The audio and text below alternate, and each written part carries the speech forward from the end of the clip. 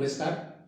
आज परसेंटेज में देखेंगे, इसमें दिया हुआ है ए यदि बी से x% कम है तो बी ए से कितने प्रतिशत अधिक है। अब इसमें ए जो है बी से x% कम है, ए यहां लिख देते हैं, यहां बी लिख देते हैं। ए जो है बी से x% कम होने का क्या मतलब है कि बी अगर 100 है तो यानी 100 पर x कम, ए जो है बी के 100 पर x से कम है, तो इसका मतलब कि बी अगर 100 है तो ए जो होगा 100 पर x कम का मतलब हो गया 100 माइनस x, 100 माइनस x, ये हुआ। अब दोनों के बीच डिफरेंस देखिए, ये कम है ये अधिक है, दोनों के बीच डिफरेंस कितना है। अगर इसमें 100 माइनस एक्स में अगर प्लस एक्स करें तो minus x plus x cancel हो जाएगा, 100 आ जाएगा।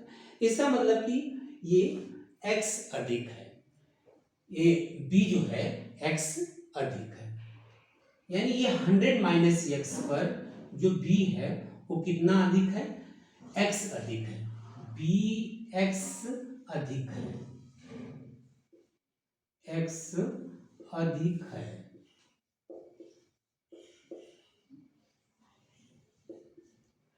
मतलब 100 माइनस एक्स पर b जो है x अधिक है, तो एक पर कम हो जाता है, डिवाइड कर देते हैं, तो एक पर इतना पे इतना x अधिक है, 100 माइनस सिंस 100 माइनस x पर b x अधिक है,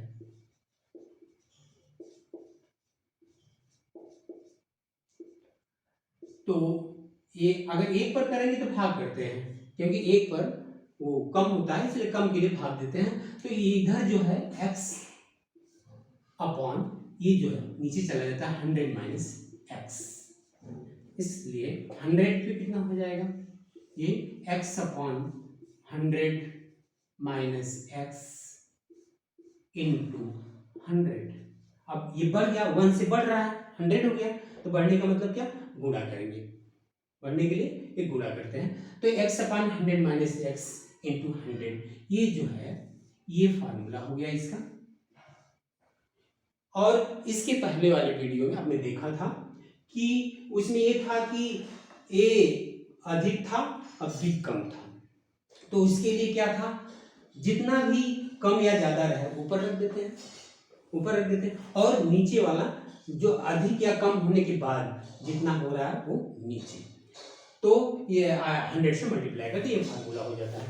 अब ऐसे जनरली आप ये समझ जाइए कि इसके लिए अब फार्मूला याद करने की जरूरत आपको नहीं पड़ेगी।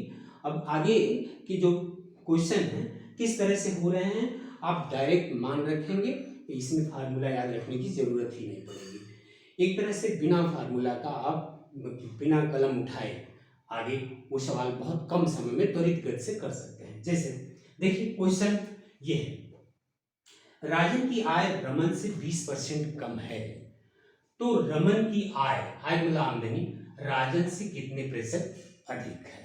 ऐसे प्रश्न बहुत कम समय में आप ऐसे कर सकते हैं।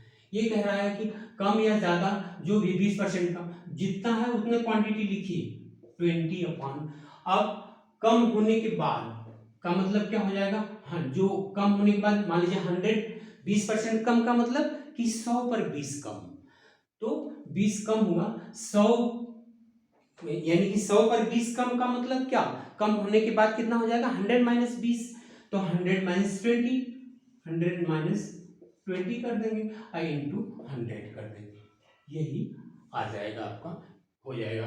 तो ये हो जाएगा आपका 20 अपॉन 100 माइनस 20 80 हो जाएगा और इंटू 100, तो हो गया ये 4 1 और ये हो जाएगा, इसको कट करेंगे तो हो जाएगा 25, इसका मतलब हो जाएगा 25, इसका मतलब हो जाएगा 25%। अगर राजन की आय रमन से 20% कम है तो रमन की आय राजन से कितने प्रतिशत अधिक होगी, 25% अधिक होगी। इस तरह से करेंगे। तो हम जैसा कि इसमें बताया था फार्मूले में कि जितना भी कम परसेंटेज है उतना क्वांटिटी, केवल क्वांटिटी लिख दीजिए 20 अपान करके 20% कम होने का मतलब कि 100 पर 20 कम, तो 100 माइनस 20 कर दीजिए नीचे, इंटू 100 कर दीजिए, बस उतना अधिक होगा। क्योंकि जैसे यहाँ इसमें देखा था कि जैसे 100 माइनस करने पर उतना पर कितना अधिक है, यही क्वांटिटी हो रहा था।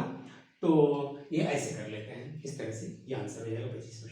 आगे देखिए अगला क्वेश्चन है, चीनी के मूल्य में 25% की वृद्धि हो जाए। यहाँ वृद्धि की बात है, वृद्धि की बात यानी 100 पर 25 की वृद्धि, 100 पर 25 की वृद्धि होगी तो 100 प्लस 25 मतलब 125 हो जाएगा। और कितने की वृद्धि हो रही, 25 की हो रही है। और वृद्धि होने के बाद हाँ, अब ये जितना ये वृद्धि होती है उतना ही क्वांटिटी यहाँ कमी के लिए लिखते हैं। जैसे इतना वृद्धि हो जाए तो सोहन को खपत में कितने प्रतिशत की कमी करनी चाहिए कि खर्च अपरिवर्तित रहे। यानी ये 100 प्लस 20 हो गया वृद्धि, मतलब जो 100 रुपये केजी मान लीजिए अगर चीनी मिल रही है, मान लीजिए मेट्रोपॉलिटन सिटी में तो मिल ही रही होगी, तो ये 100 प्लस 25 यानी 125 रुपये होगा। अब उसे 100 रुपये में काम चलाना है तो 25 रुपया उसे खर्च कम करना पड़ेगा, तभी 100 रुपये होगा। तो ये जितना वृद्धि उतने ही यहाँ कम खर्च करना पड़ेगा, तो कमी की बात है तो उतने ही यहाँ पर लिख देते हैं। लेकिन यहाँ वृद्धि होने के बाद जो है उसको लिख देते हैं तो 100 प्लस 25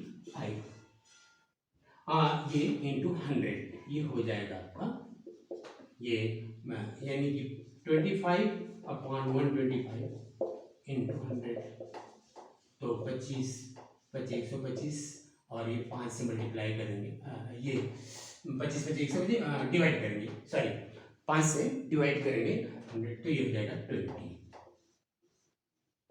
मतलब कि ये 20% जो है वो खपत में कमी करेगा, कम चीनी खाएगा। इसका मतलब पहले 1 किलो खा रहा था उससे और कम ही खाएगा, तो यानी उसका काम उतने में 100 रुपये में ही चल जाएगा। यानी 20% कम करना पड़ेगा उसे, खपत में 20% कमी करनी पड़ेगी, यह आ जाएगा। हाँ, इस तरह से वो आंसर हो गया 20%। अगला क्वेश्चन है, दूध के मूल्य में 40% की कमी हो जाती है तो महेश को खपत में कितने प्रतिशत की वृद्धि करनी चाहिए कि खर्च अपरिवर्तित रहे।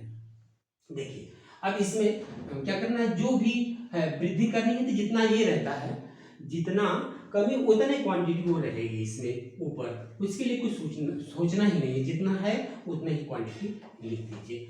अब ये कमी हो रही है, इतना कमी हो जाती है तो इसका मतलब 100 पे 40% कमी का मतलब 100 पर 40 कम, तो 100 माइनस 40 कर, 100 माइनस 40 इंटू 100, ये आपका ये हो जाएगा 100 में 60 बराबर 40 बटा 60 गुणे 100, 40 बटा 60 गुणे 100 कर देंगे, ये 0 0 कट गया, 2 दूना 4 2 3 6, ये हो गया आपका 200 इक्वल टू हो जाएगा 200 अपॉन 3, 2 इंटू 100 200 हो जाएगा। हाँ 200 अपॉन 3 हो गया, तो अब इसको 3 से डिवाइड करिए तो ये हो जाएगा आपका 3 छक्का 18, 2 बचा, फिर 20 हो जाएगा, फिर 3 छक्का 18 और 2 बचा, तो वही हो जाएगा न्यूमरेटर मतलब आंसर हो जाएगा, जिसे डिवाइड कर रहे हैं वो हो जाएगा इतना परसेंट। यानी इतना परसेंट जो है, इतना परसेंट जो है की वृद्धि करनी होगी खपत में इतने की वृद्धि करनी होगी तो वो खर्च अपरिवर्तित रहेगा। ये इसका आंसर 66 से ही 2/3%। तो इस तरीके से आपने देखा कि ये फार्मूला इसमें याद करने की ज़रूरत ही नहीं है।